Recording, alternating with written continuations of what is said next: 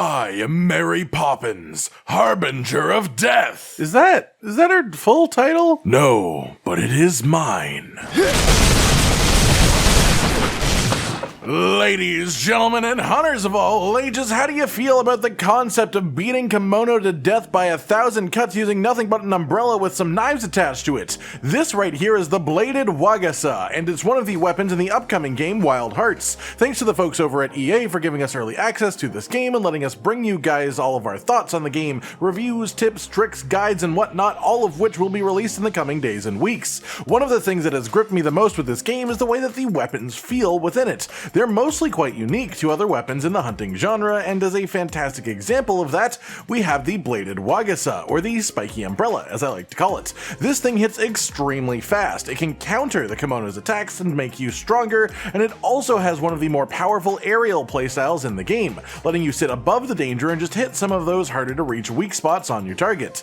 With that said, if you like the concept of this weapon just visually, then you already know that you probably want to play it. After all, it is aesthetically extremely unique, and personally I quite like it. The combat, though, flows in a really fun way as well. You have multiple fast-hitting combos that hit multiple times per button input, you can parry incoming attacks, and if you successfully parry, not only can you follow up with a stronger attack, but it also builds up a gauge in the corner of your screen. Once your gauge is full, you gain access to some new moves again. Every one of your regular moves will start both hitting for higher numbers and hitting even more times per input, and just generally, it will make you feel like an absolute god of a hunter. So if that sounds fun to you, then this is definitely a weapon worth considering for you in Wild Hearts. Moving on then to the actual guide part of this then, we'll start off by saying that the Bladed Wagasa is by default one of the piercing damage weapons in the game. There are 3 types of damage: cutting, pummel, and piercing, and these have varying effectiveness against different Kemono. That said, there are some options for changing the damage type of the weapon later on in the game, so you can in fact use a pummel Wagasa if you really want to, as a funny sort of concept as that is. You're basically just removing the blades and whacking them with a normal umbrella at that point. This isn't a saxophone, it's an umbrella. Now let's get into the basic moveset of the weapon and how it interacts with the different basic Karakuri that you'll have access to, after which I'll talk a bit about what the more important combos are and just the general gameplay philosophy that you want to stick to mid-hunt if you care about being efficient and fast at killing Kemono. And then at the end we'll wrap it up with the semi-spoiler section, looking at some of the unique skills in the game that exclusively affect this weapon, as these will define how the weapon feels at the end of the game and in proper builds later on, rather than just how it feels in your story playthrough. First up then, if you go to the controls menu in your settings, you'll see the different terms that I refer to and how to do them on whatever controlling method that you choose. Now let's dive into the moveset. Your attack 1 combo has 5 inputs before it ends. This is called the spin dance. Each hit collides with the Kemono multiple times, doing multiple ticks of smaller damage numbers. Your attack 2 combo is more for mobility than actual damaging purposes. If you press attack 2 while on the ground, it will launch you forwards and also up into the air. This is an easy way to start an aerial combo. If you press attack 2 while in the air, it will send you screaming downwards back to the ground with an attack as you land. While aerial, you can also do your attack 1 spin dance combo, but it has 4 hits here instead of 5, and it comes out a little bit faster too. Past this, we have your special attack button, and that's where this weapon gets truly, well, special, as your special attack button is a parry. The timing window is pretty small, it's pretty unforgiving, but if you successfully parry a Kemono's attack, you will negate all of the damage that would have been taken. You'll gain progress in your spin dance gauge in the bottom left. As the gauge fills up, your hits will do more damage and your attacks will hit more times per input as well. When you press the parry button, you get access to unique follow-up attacks as well, whether it hits or not. If a parry doesn't connect with a Kemono's attack, you can immediately press attack 1 3 times to do an attack called Tray Star, which is just a small attack combo. When your gauge is fuller, however, either at level 2 or 3, this is actually really strong damage. It's absolutely nuts. It hits a ridiculous amount of times by changing the attack to throw the umbrella spinning forwards, and it just does loads of damage with every tick. If a parry doesn't connect, you can immediately press attack 2 to lunge forwards, and then press attack 2 to do a piercing lunge again. Attack 2 as a button for this weapon is more for mobility than anything else. If you successfully parry an attack, you can then follow it with attack 1 to lunge back forwards towards the Kemono and do a sweeping attack. If you successfully parry and then press attack 2, you do a lunging forward strike, which can again be followed with another lunging forward strike if you press it a second time. For the most part, the these are all of your basic inputs for the weapon, and it's how you string it all together that makes the weapon quite interesting to play. As for your basic Karakuri interactions, your box jump attack is just a downward plunge that does okay damage, nothing fantastic. Your spring attack is a forward lunge. Your torch attack is just a forward sweep, though I will say that this is the basic Karakuri that you probably want to weave in with the Bladed Wagasa most often, as it hits extremely often as a weapon, so adding the fire damage to every hit really adds up over a combo or two.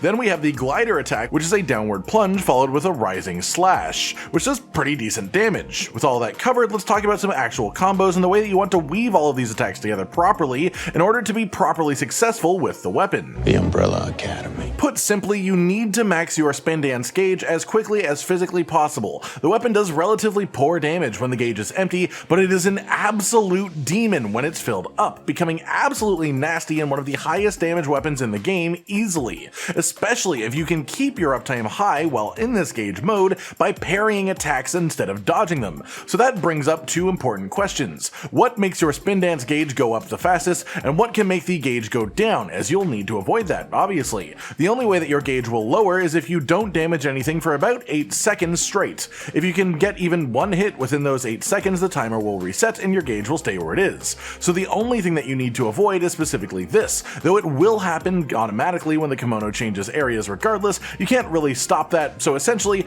every new zone you fight in is a reset for the Bladed Wagasa. As for the fastest way to raise your gauge, there are two really. The absolute fastest one is pretty obvious, it is hitting successful parries. If you hit a successful parry, you will get about 80% of a level. If you hit the follow-up attack after that, it will fill a little bit more than that too. Secondarily is the Tray Star attack, the one that you access by pressing the parry button without triggering a successful parry, then pressing attack 1-3 times. This will give you about 1/4 of a bar on its own, which isn't a whole lot, but it's more than any other basic attack combo will do. Once you are on your second bar though, if you do Tray Star with its alternate move, where it now throws out and spins, it will get you nearly a full bar of gauge instantly, which is incredibly efficient. Now that we've covered that, what are the best things to do once your gauge is filled up? Well, that depends on what is happening within the fight. Sometimes you'll be able to land more hits in the air, sometimes you'll be able to land more hits on the ground. It really depends on the Kemono that you're fighting. So I've got both an air and ground combo for you to focus on. In the air, your regular spin dance combo is great, and when you press the attack 1 combo to continue it forwards, it will make you float while you're attacking, so you stay up there without falling, which just makes it really effective. You can only do this 4 times in a row though, but you can reset that by pressing the parry button and pressing attack 1 again. Even if an attack isn't about to hit you, sometimes the parry button is still useful. This is called Savage Dance while you're in the air. You can do this as many times as you have stamina, and so you can just sort of fully be aerial for an extremely long time, dealing loads of hits and loads of damage. Just make sure that when it's time to land, you press attack 2 so that you land with an attack that does damage rather than just harmlessly floating down. Your ideal ground combo, however, is incredibly strong as well. Arguably stronger than your aerial one, as long as you can make sure to hit a weak part of the Kemono with every tick. It's that old Tray Star attack, the one that you access by hitting the parry button without connecting with an attack, and then pressing attack 1-3 times. It just does insane damage, and you can cancel out of the end of the animation by pressing the parry button, which then lets you do Tray Star again, and you can again just combo this as long as you have the stamina. The main thing to keep in mind with both of these is ideally you want to actually parry any attacks that would hit you as well, so you want to save enough stamina for actually being hit. You can cancel any animation with a parry, so it's just all about precise timing of it, knowing when you're about to be connected with damage, and this will give you the most uptime, which of course results in the most damage possible. A neat little tech that you can do as you get used to parry timing early on is if you are trying to parry an attack but you hit the button too early, you can just hit attack 1 and then parry immediately again. It resets it.